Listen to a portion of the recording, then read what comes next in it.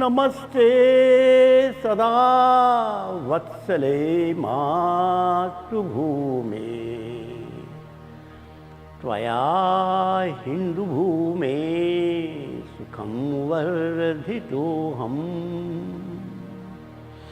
महामंगले पुण्यभूमे त्वदर्थे पतत्वेशकायो नमस्ते नमस्ते रत्नाकराधौतपदं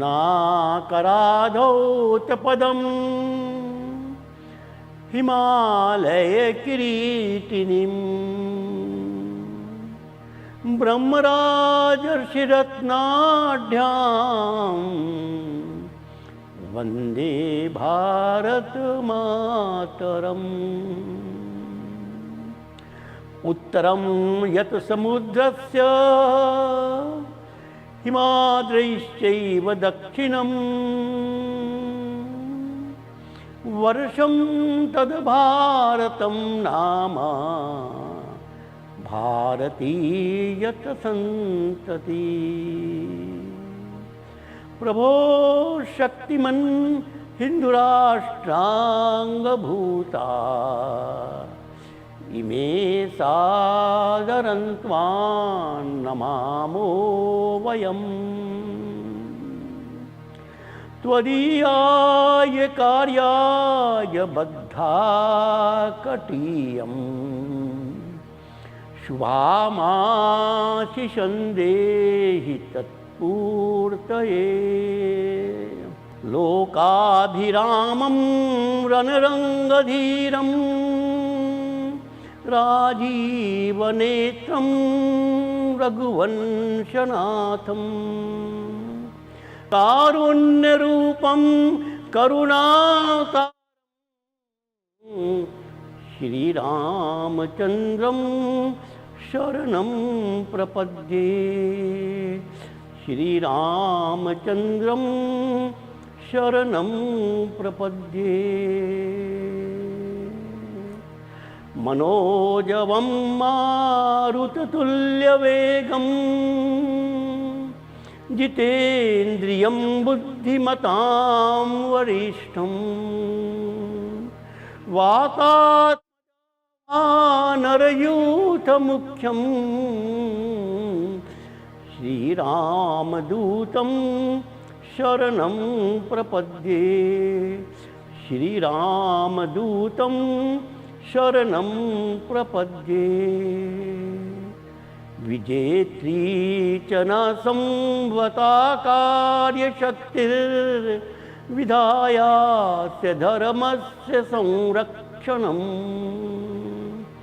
परं वै भवन्ने तुमेतत् स्वराष्ट्रं समर्था भवत्वाशिषा ते भृशम्। भारत माता की जय।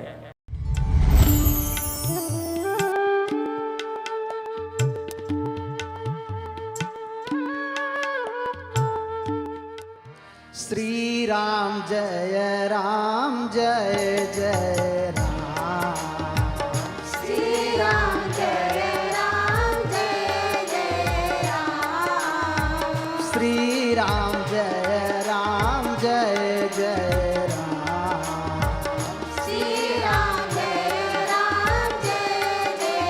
राम। जा पर कृपा राम के होई। जा पर कृपा राम के होई। जा पर कृपा राम के होई। जा पर कृपा राम के होई। ता पर कृपा करे सब कोई। ता पर कृपा करे सब कोई। श्री राम जय जय राम। श्री राम जय राम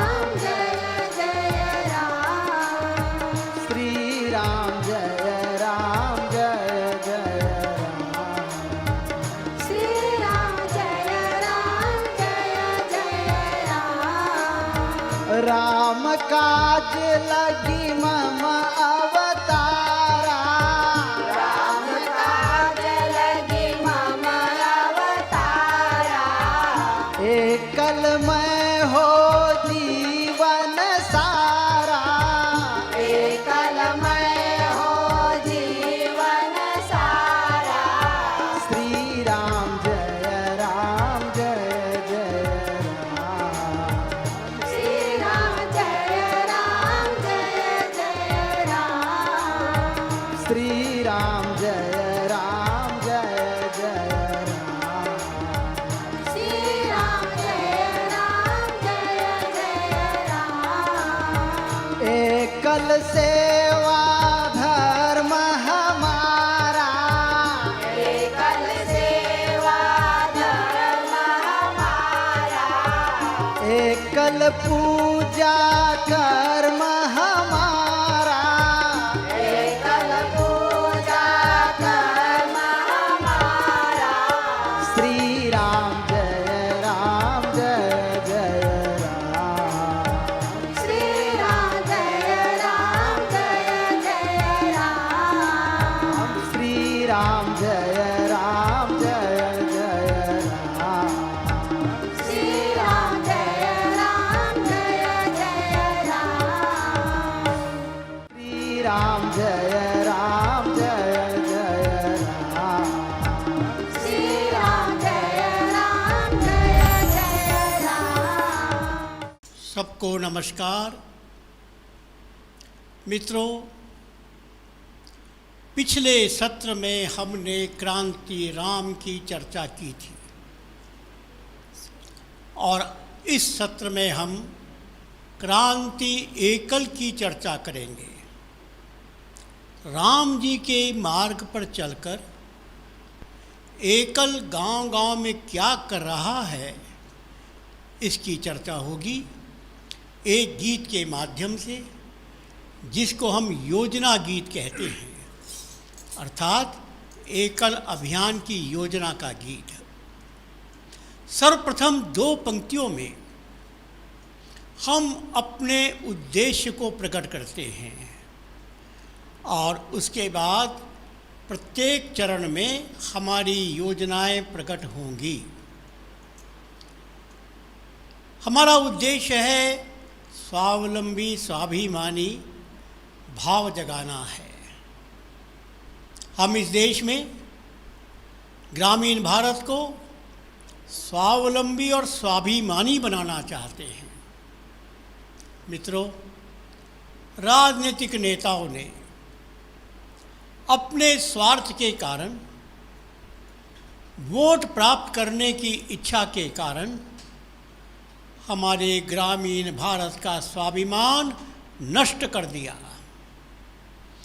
उसका स्वावलंबन नष्ट कर दिया और परिणाम स्वरूप आज चारों ओर केवल सब्सिडी की मांग हो रही है, लोन माफ़ी की मांग हो रही है, फ्री सब चीज़ मिल जाए इसकी बात हो रही है और हमारा देश का पौरुष समाप्त होता जा रहा है, गांव खाली होते जा रहे हैं। तो एकल अभियान ने निश्चित किया कि हम ग्रामीण भारत को स्वावलंबी बनाएंगे, उसका स्वाभिमान जगाएंगे, क्योंकि स्वाभिमान ही किसी देश की, किसी समाज की, किसी परिवार की और किसी व्यक्ति की वो ताकत होती है जिसमें वो बड़े से बड़ा पुरुषार्थ प्रकट करता है। और इसके लिए हमने सारे देश का आह्वान किया, चलो गांव की ओर, हमें फिर देश बनाना है। सारे देश का ध्यान गांव की ओर आकर्षित करने के लिए एकल अभियान ने अपना लक्ष्य निश्चित किया। मित्रों, जब हमारा देश आज़ाद हुआ, गांधी जी ने 2 पत्र नेहरू जी के लिखे थे। पहला पत्र में उन्होंने ये लिखा कि देश की तरक्की की संभावनाएं केवल गांव से ही गुजरती है गांव महान बनेगा, देश महान बनेगा। सरकार का ध्यान गांव की ओर होना चाहिए। और दूसरे पत्र में उन्होंने लिखा कि खेती पर सरकार का सबसे अधिक ध्यान होना चाहिए। दुर्भाग्य से गांधी जी को आयु नहीं मिली और नेहरू जी ने उनकी बात नहीं मानी। परिणाम स्वरूप नेहरू जी ने नगरों पर ध्यान दिया, उद्योगीकरण पर ध्यान दिया। गांव खाली होते चले गए, खेत सूखते चले गए और देश गरीब होता चला गया। आज एकल अभियान ने पुनः गांव के लोगों को स्वाभिमान की शिक्षा देने का निर्णय किया है। इस देश के सारे उद्योग चलते तो आखिर गांव वालों के परिश्रम के बल पर है। इस देश के जितने भी लोग हैं उनका पेट तो भरता है हमारा किसान। और सभी कारखानों में जो लोहा, कोयला, तेल का प्रयोग होता है, वो इस वनवासी की जमीन को जब चीरा जाता है तभी निकलता है लोहा, कोयला, तेल। जब इस वनवासी की जमीन को डुबोया जाता है तब पैदा होती है बिजली, चलते हैं बड़े बड़े कारखाने और नगरों के घर आलीशान बनते हैं। दुर्भाग्य से गांव उपेक्षित रहता है।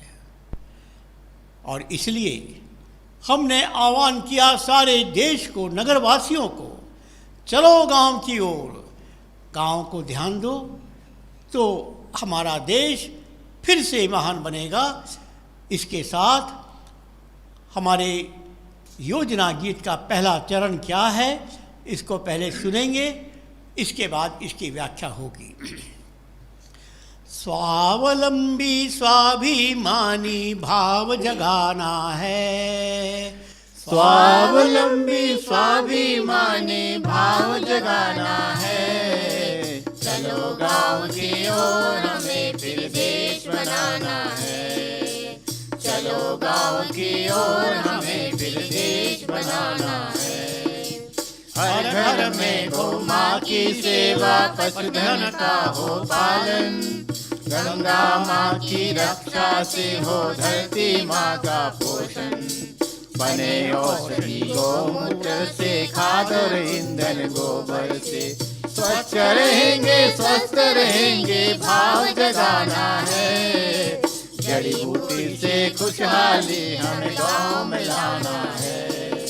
स्वावलंबी स्वाभिमानी भाव जगाना है। चलो गाँव की ओर हमें फिर देश बनाना है।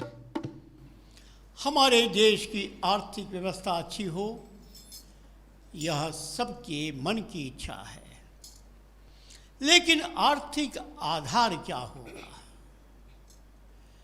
हमारे प्रकृति माँ ने हमको 3 आधार दिए थे, धरती माँ, गौ माँ, गंगा माँ। इन 3 माताओं के आधार पर यह भारत सोने की चिड़िया बना था। लेकिन जैसे ही हमने इन 3 माताओं की उपेक्षा की, हमारा देश गरीब से गरीब बनता चला गया। धरती माँ, धरती का टुकड़ा, गाय का गोबर, बनाओ जैविक खाद।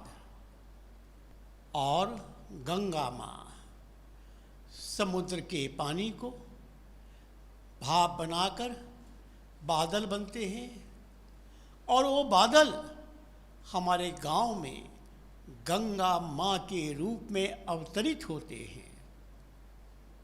हम गांव में शिव जी की जटा के समान इस गंगा माँ को गांव में ही बांधेंगे, अर्थात तालाब बनाएंगे, छोटी छोटी हम पोखरी बनाएंगे, बाढ़ बनाएंगे, जिससे कि गंगा का पानी अर्थात वर्षा का पानी वापिस समुद्र में नहीं जाएगा। यदि एक बूंद पानी भी समुद्र में चला गया तो भगवान हमसे नाराज हो जाएगा, क्योंकि जिसने बड़े परिश्रम पूर्वक समुद्र का पानी हमारे यहाँ पहुँचाया, हमने यदि उसके इस इच्छा का पालन नहीं किया तो यह भगवान को नाराज करने वाली बात होगी। इसी प्रकार गौ आधारित कृषि और खेती आधारित ग्रामोद्योग, इसके माध्यम से हमने गांव को संपन्न बनाने का संकल्प किया है। हमारे यहाँ औषधियाँ, मित्रों, कितने बड़े दुख की बात है। अरे हमने किसानों को बताया कि तुम्हारे घर में यदि भगवान ने बीमारी भेजी है तो प्रकृति माँ ने तुम्हारे घर के बगल में उसकी दवाई पैदा की है। किसी के पास जाने की आवश्यकता नहीं है, केवल प्रकृति माँ की गोद में जाओ। ये गंगा माँ, ये गौमूत्र, ये जड़ी बूटियाँ, यही हमारी औषधियाँ हैं। इसका यदि हमने ठीक प्रशिक्षण दिया तो गांव सुरक्षित हो जाएंगे, गांव स्वस्थ रहेंगे। इसलिए एक अभियान में गौमूत्र से औषधि बनाने का प्रशिक्षण, गोबर से खाद बनाने का प्रशिक्षण, इसी प्रकार जड़ी बूटियों को औषधि के रूप में प्रयोग करने का प्रशिक्षण, यह एकल अभियान की एक गतिविधि है, जिसके माध्यम से हम गांव को मजबूत बना रहे हैं। यह गांव का पानी जब गांव में रहेगा तो धरती के नीचे जाएगा और हमारी धरती अधिक से अधिक पेड़ पौधों का पोषण करेगी। इसलिए एकल अभियान ने आह्वान किया है, धरती माँ, गौ माँ, गंगा माँ, बस, और ये प्रकृति माँ, इन माताओं की शरण में जाओ। तुम स्वस्थ रहोगे, तुम स्वावलंबी बनोगे, तुम स्वाभिमानी बनोगे। इस प्रकार एकल अभियान का हमारा ग्राम उन्नति का कार्यक्रम है, हमारी योजना है। अब इसके बाद खेती के बारे में हम दूसरे चरण में इस योजना गीत में सुनेंगे। स्वावलंबी स्वाभिमानी भाव जगाना है, स्वावलंबी स्वाभिमानी भाव जगाना है। चलो गांव की ओर हमें फिर देश बनाना है। चलो गांव की ओर हमें फिर देश बनाना है। गांव में होगी जैविक खेती, जमीन के नीचे पानी, अनाज सब्जी फूल और फल से सजेगी धरती आनी। कोई न होगा भूखा प्यासा, पूरी होगी सबकी आशा। स्नेह और सहकारिता का भाव जगाना है। कृषि आधारित समृद्धि हमें गाँव में लाना है।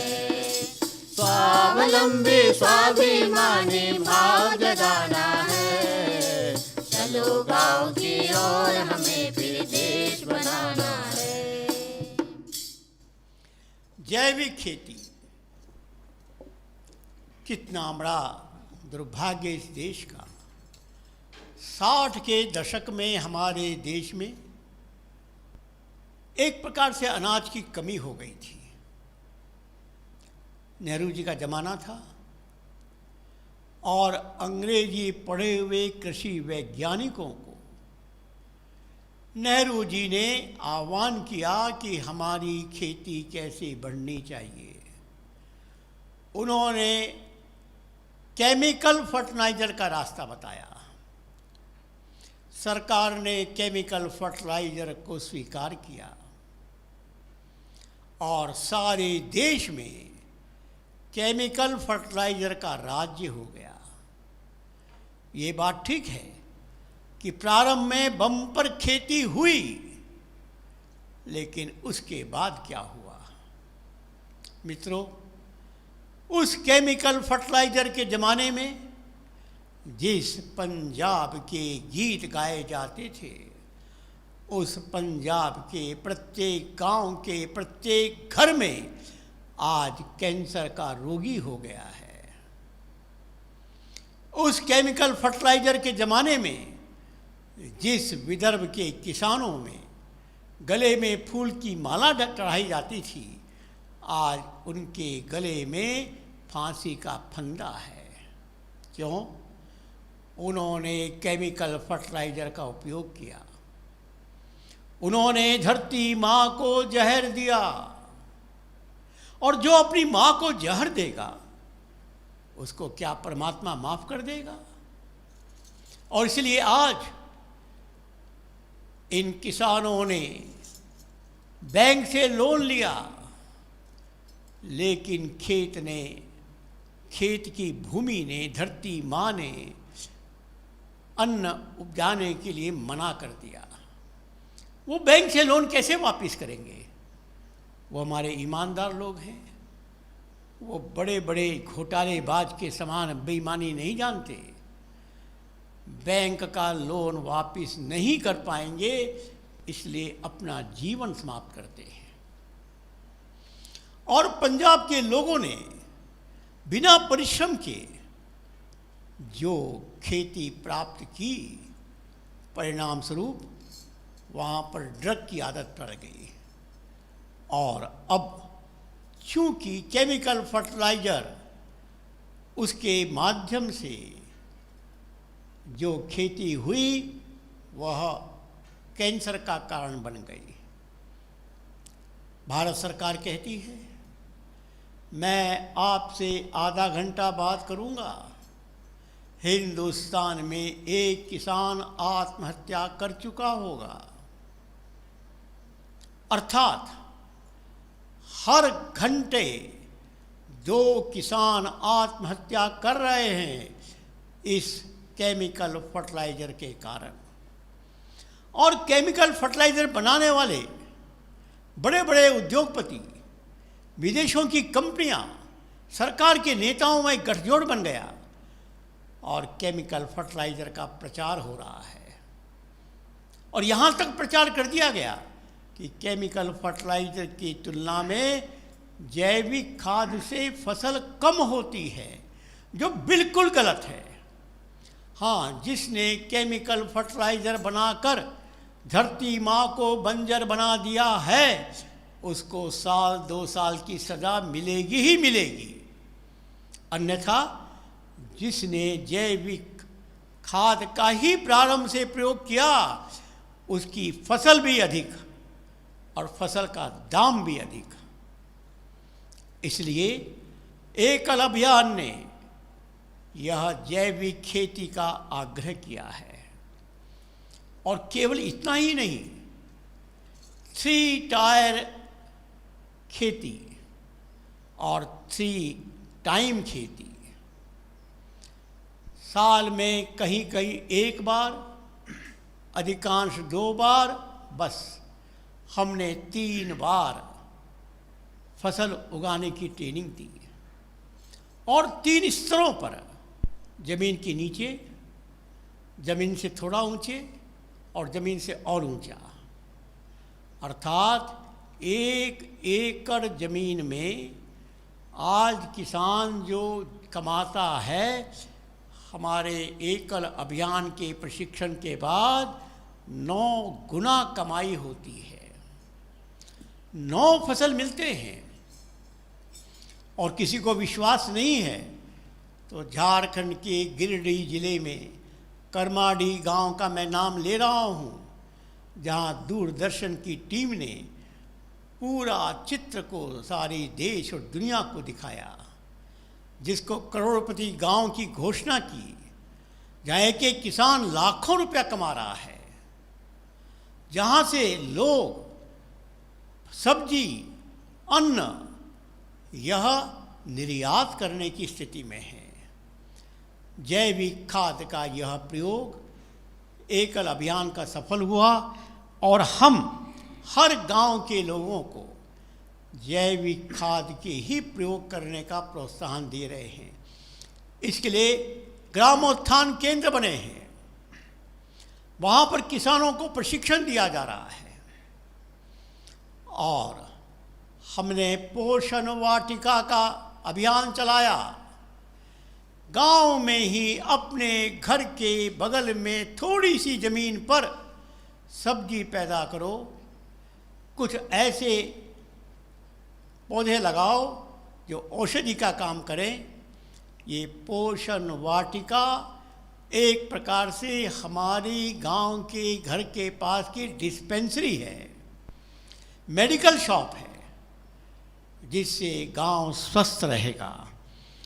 और हमारा यह एक घोषणा है, किसान भगवान ने इसलिए पैदा किया कि दुनिया में कोई भूखा नहीं रहेगा।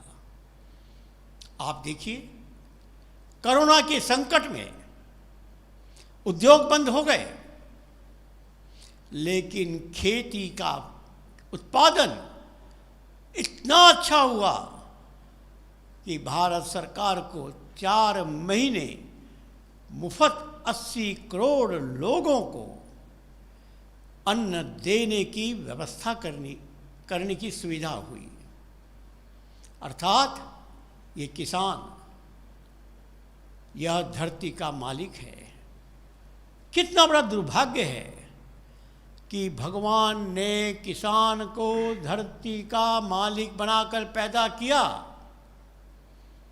लेकिन किसान के बेटे ने नौकरी करके नौकर कहलाना पसंद किया।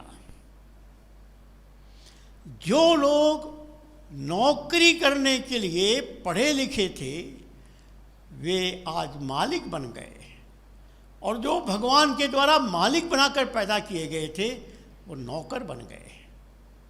हम इस समीकरण को बदलेंगे। किसान के बेटे को किसी नगर में जाकर नौकरी करने की आवश्यकता नहीं पड़ेगी।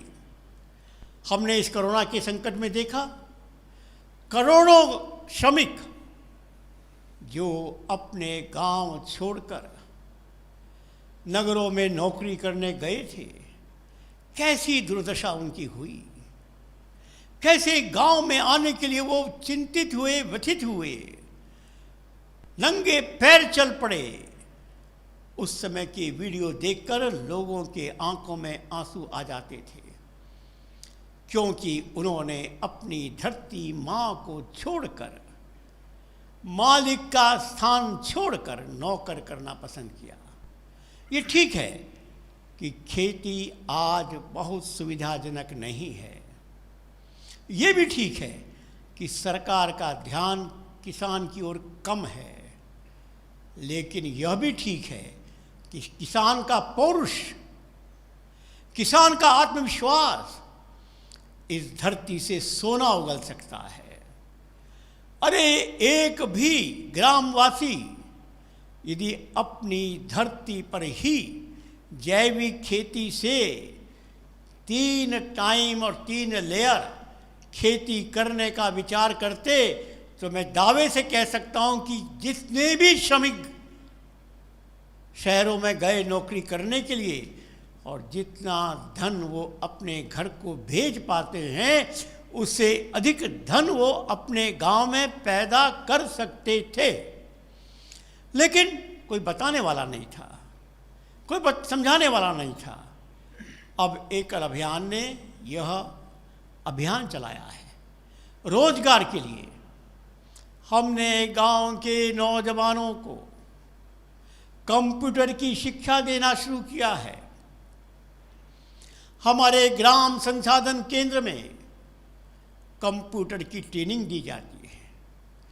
हमारा computer lab, computer on wheel अर्थात चलायमान कंप्यूटर का लैब गांव-गांव में जाकर युवाओं को कंप्यूटर की ट्रेनिंग दे रहा है। और भारत सरकार ने सारे गांव को डिजिटल गांव बनाने का संकल्प किया। और गांव का नौजवान अब कंप्यूटर से गांव की सेवा करने के तैयार हो रहा है। गांव की बेटियों को हमने सिलाई कढ़ाई करना सिखाया और आज हम गर्व से कह सकते हैं कि हमारे द्वारा प्रशिक्षित किसान के बेटे आज अपने अपने गांव में 10-15 हज़ार रुपया महीना कमा रहे हैं और बेटियां अपने घर में रहकर 2 से 3 हज़ार रुपया महीना कमा रही हैं। अब तो हम एक अभियान शुरू कर रहे हैं, जो बेटी कमाएगी वही बेटी विवाहित होगी। विवाह के पहले हर बेटी अपने पैरों पर खड़ी होगी। अर्थात एकल अभियान ने गांव के लोगों को यह स्वावलंबन सिखाया और गांव में स्नेह और सहकारिता। हम सब एक हैं। गांव पैदा करेगा, नगर उसकी मार्केटिंग करेगा। आपको पता होगा कि हमने लगभग 1 साल से किसानों से हल्दी पैदा करने का आह्वान किया। अब हम अनेक टन हल्दी हर महीना पैदा कर रहे हैं और वो हल्दी अपने गुणात्मकता में विश्व की किसी भी हल्दी से श्रेष्ठ सिद्ध हुई है। सरकारी प्रयोगशाला में यह प्रमाणित हुआ और वो हल्दी अब सब घर घर में जा रही है। वैसे भी कोरोना के संकट में एंटीबायोटिक के रूप में हल्दी का प्रयोग सारे वैज्ञानिकों ने बताया और अब हम इस हल्दी के माध्यम से गांव के लोगों को संपन्न बनाएंगे और नगर के लोगों को स्वस्थ बनाएंगे। यह एकल अभियान की योजना, जिसके द्वारा हम गांव में स्वावलंबन और स्वाभिमानी भाव जगाना चाहते हैं, गांव को समृद्ध बनाना चाहते हैं, यह हमारी गांव की आर्थिक उन्नति की योजना है। अब इसी बात को और आगे बढ़ाते हुए हमारा तीसरा चरण इस बात को और अधिक स्पष्ट करेगा। आइए हम तीसरा चरण सुनेंगे। स्वावलंबी स्वाभिमानी भाव जगाना है। स्वावलंबी स्वाभिमानी भाव जगाना है। चलो गांव की ओर हमें फिर देश बनाना है। चलो गांव की ओर हमें फिर देश बनाना है। ग्राम उद्योग विस्तार से सबका निश्चित हो रोजगार। जिए सादगी से सब रखे मन में उच्च विचार। गाँव का हर बच्चा हो शिक्षित, हर युवा संस्कारित निर्भीक। ग्राम सभ्यता की जय हो, जय भाव जगाना है। राम राज्य के सपने को साकार दिखाना है। स्वावलंबी स्वाभिमानी भाव जगाना है। चलो गांव की ओर हमें फिर देश बनाना है। जो गांव में पैदा हुआ, भगवान ने उसके 2 हाथ रोजगार करने के लिए दिए हैं और हमने पंडित दीनदयाल उपाध्याय की अंत्योदय की योजना को स्वीकार किया, जिसमें उन्होंने कहा, हर खेत को पानी, हर हाथ को काम। मित्रों, यदि गांव का व्यक्ति निर्णय कर ले हमको नौकर नहीं बनना है, हमको गांव में रहना है, एकल अभियान उनको वायदा करता है, उनको रोजगार हम देंगे। रोजगार करने की हिम्मत रखो, गांव में रहने का भाव रखो, तुमको रोजगार मिलेगा। इस विचार क्रांति के माध्यम से हमने जो व्यापक युवा योद्धा बनाए हैं, हर परिवार का हम सर्वे कर रहे हैं। अभी तक हमने ग्राम सैनिकों से गांव की सुरक्षा की थी। अब हम युवा योद्धाओं से हर परिवार की सुरक्षा की जिम्मेवारी ले रहे हैं। हर 10 परिवार में एक युवा योद्धा यह उसकी चिंता करेगा। उस परिवार के युवाओं को कौन सा रोजगार करना आता है, इसका हम सर्वे करेंगे।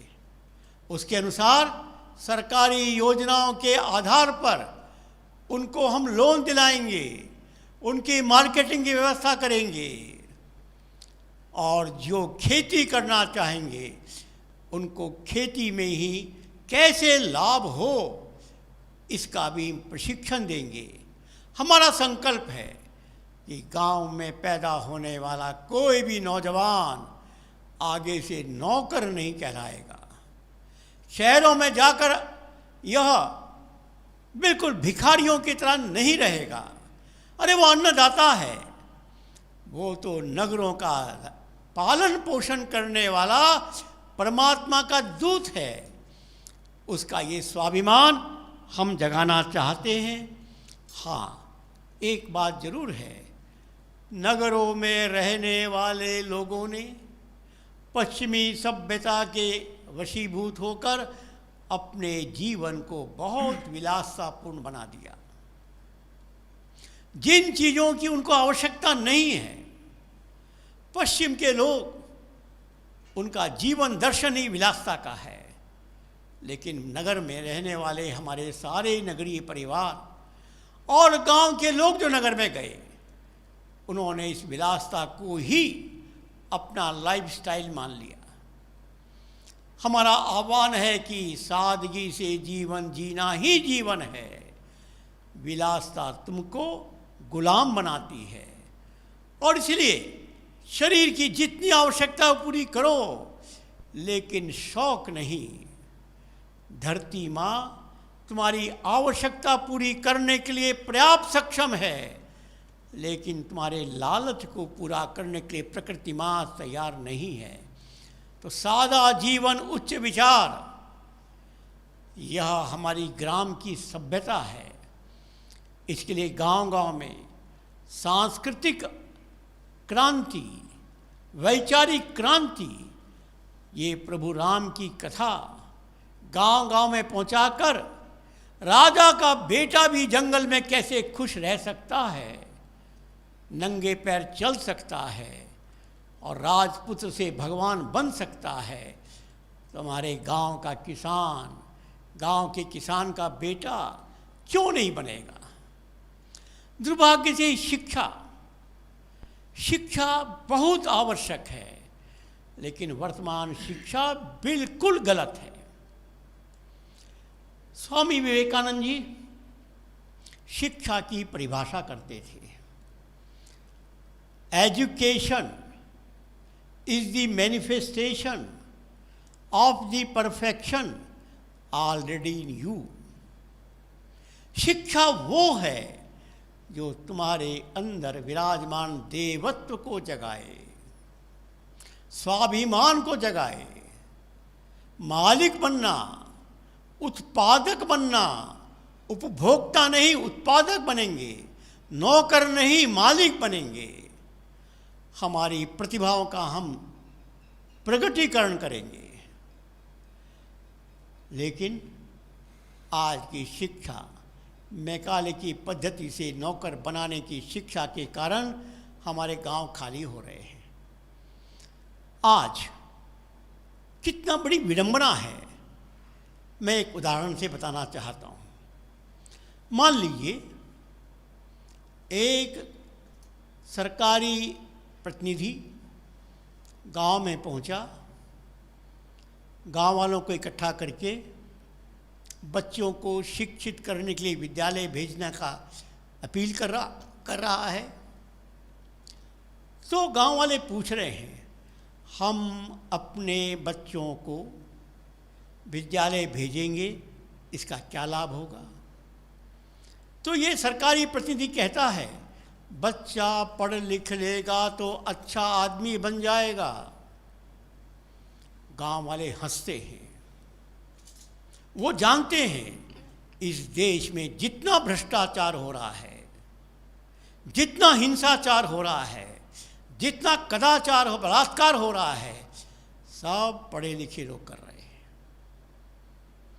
देश में संकट यह पढ़ा लिखा समाज ही निर्माण कर रहा है। ये शिक्षा उनको अच्छा आदमी नहीं बना रही है। तो फिर ये प्रतिनिधि दूसरी बात कहता है, अच्छा भाई अच्छा आदमी नहीं, कम से कम नौकरी मिल जाएगी। गांव वाले और जोर से हंसते हैं। उनको मालूम है कितने शिक्षित बेरोजगार घूम रहे हैं। फिर गांव वाले इनसे पूछते हैं, भैया एक बात बताओ, मेरा बेटा पढ़ लिख कर जब पैंट पहन लेगा तो खेती करेगा? ये प्रतिनिधि कहता है कि तब तो खेती नहीं करेगा। तो किसान पूछता है कि मैं अपने बेटे को तुम्हारे स्कूल में क्यों भेजूं? ना तुम अच्छा आदमी बना सकते हो, ना तुम नौकरी दे सकते हो, और हमारी आजीविका खेती भी तुम समाप्त करो। हम तुम्हारे पढ़ने लिखने के लिए क्यों भेजेंगे? इसका उत्तर आज किसी के पास नहीं है। दुर्भाग्य से गांव का बालक 10वीं पढ़ लेता है, गांव छोड़ देता है, और ऊंची शिक्षा पढ़ लेता है तो देश छोड़ देता है, और या तो किसी नगर में नौकर बनता है या अमेरिका में जाकर वहाँ नौकरी करता है। सारा सत्व समाप्त हो गया। इस कोरोना ने उनको सिखा दिया कि गांव छोड़ने वाले लोग कितना पीड़ित होते हैं। इसलिए गांव के लोगों को गांव में रहकर ही उनको शिक्षित करो रोजगार के द्वारा। गांधी जी ने यह रोजगार परक शिक्षा पर एक पुस्तक लिखी, अर्थात बच्चों को खेल खेल में कुछ उत्पादन करते हुए तुम भाषा और गणित सिखा सकते हो।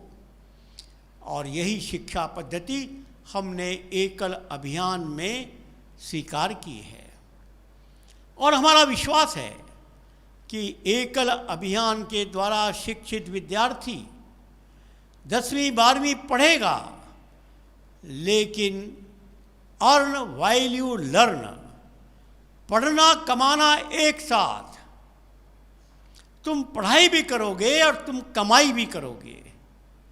12वीं पढ़ते पढ़ते तक तुम इतना कमा लोगे, इतना सुरक्षित कर लोगे बैंक में कि अपने घर में कुटीर उद्योग प्रारंभ कर पाओगे। आज कुटीर उद्योग का ज़माना है। एकल अभियान ने इस प्रकार गांव-गांव में यह एक जागरण लाने की चेष्टा की है।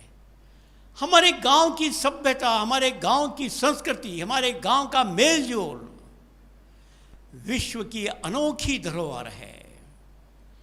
इसीलिए आपने देखा इस कोरोना के संकट में ICMR एक संस्था है सरकार की जो सर्वे करती है, Indian council of medical research.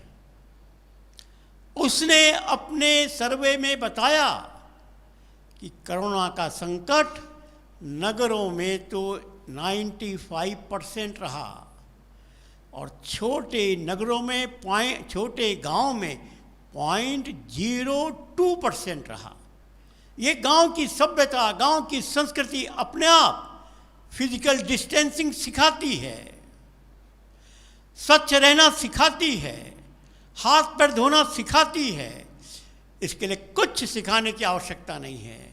घर घर में तुलसी का पौधा उनकी सभ्यता में है, नीम के पत्ते को पूजना उनकी सभ्यता में है, जो आज आयुष विभाग प्रत्येक परिवार को बता रहा है, गांव की सभ्यता की जीवन शैली में है। और इसलिए अब ग्रामीण सभ्यता के आधार पर ही देश और दुनिया चलेगी। यह संकल्प हम कर रहे हैं, और यही राम राज्य के सपने को साकार करने का रास्ता होगा। राम राज्य कब आया? जब राम जी 14 साल जंगल में रहे। अरे राम जी से भी अधिक तेजस्वी राजा उनके पिता थे दशरथ। दशरथ की ताकत जिनकी भुजाओं में, चक्रवर्ती सम्राट। लेकिन दशरथ का राज्य आज क्यों नहीं वर्णित होता है? अरे दशरथ के राज में सारे दुनिया में आसपास में कितना अत्याचार ये आपने सुना। लेकिन चूंकि राम जी जंगल में प्रशिक्षण लेकर आए और इसलिए ग्रामीण सभ्यता से वो प्रभावित होकर आए, तभी वे राम राज्य ला पाए। मित्रों, एकल अभियान ने राम जी के रास्ते पर चलकर यह संकल्प किया है, हम भी इस देश में एक दिन राम राज्य लाएंगे।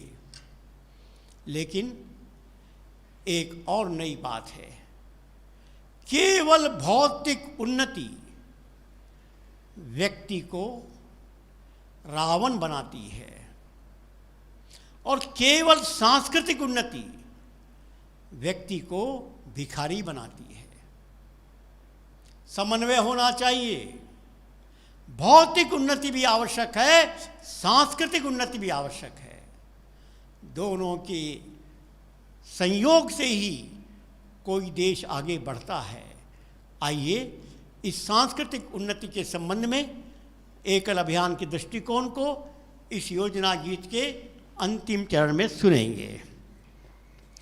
स्वावलंबी स्वाभिमानी भाव जगाना है, स्वावलंबी स्वाभिमानी भाव जगाना है। चलो गांव की ओर हमें फिर देश बनाना है।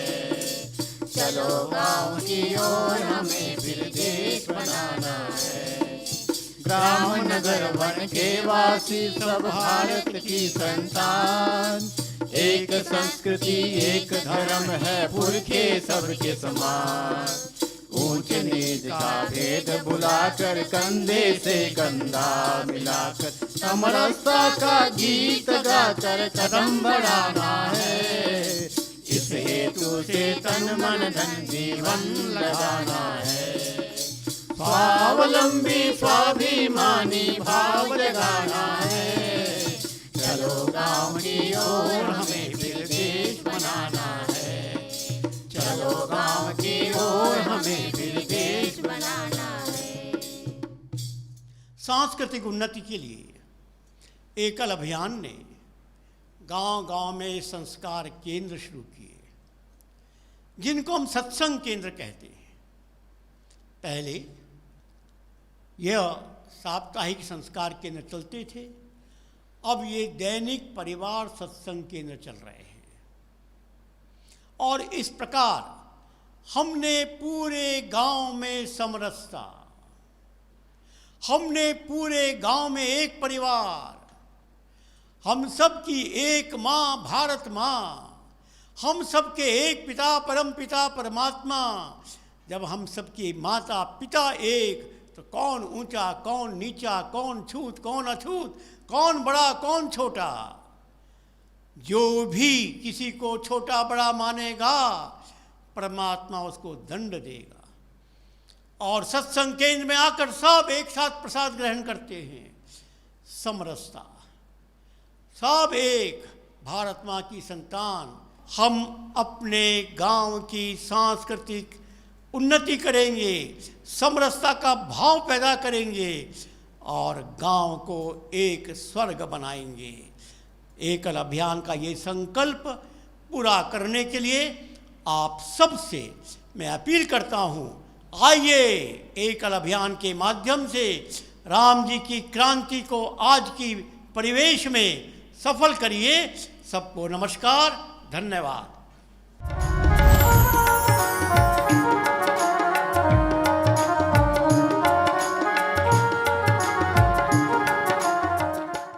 स्वावलंबी स्वाभिमानी भाव जगाना है। स्वावलंबी स्वाभिमानी भाव जगाना है। चलो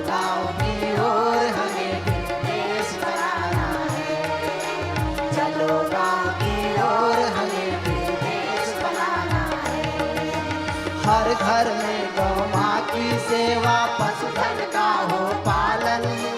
गंगा माँ की रक्षा से हो धरती माँ का पोषण। बने औषधि गौमूत्र से, खाद ईंधन गोबर से। स्वच्छ रहेंगे स्वस्थ रहेंगे, भाव जगाना है। जड़ी बूटी से खुशहाली हर गाँव में लाना है। स्वावलंबी स्वाभिमानी भाव जगाना है। चलो गाँव की ओर हमें फिर देश बनाना है। चलो गाँव की ओर हमें फिर देश बनाना है।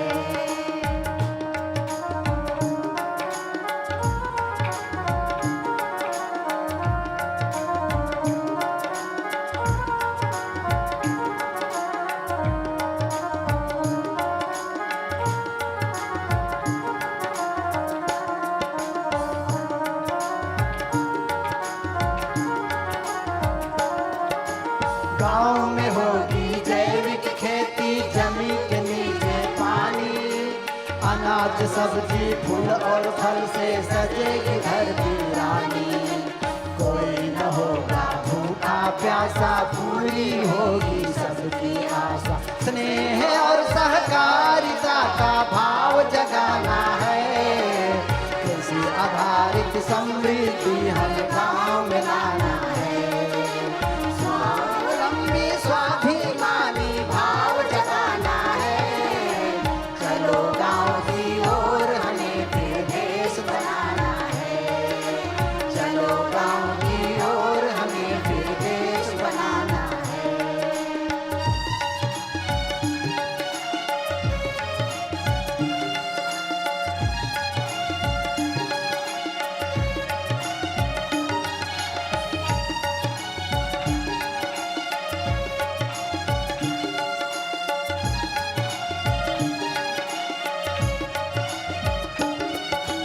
ग्राम उद्योग विस्तार से सबका निश्चित हो रोजगार। जिए सादगी से सब रखे मन में उच्च विचार। गाँव का हर बच्चा हो शिक्षित, हर युवा संस्कार सुरक्षित। ग्राम सभ्यता की जय हो यह भाव जगाना है। राम राज्य के सपने को साकार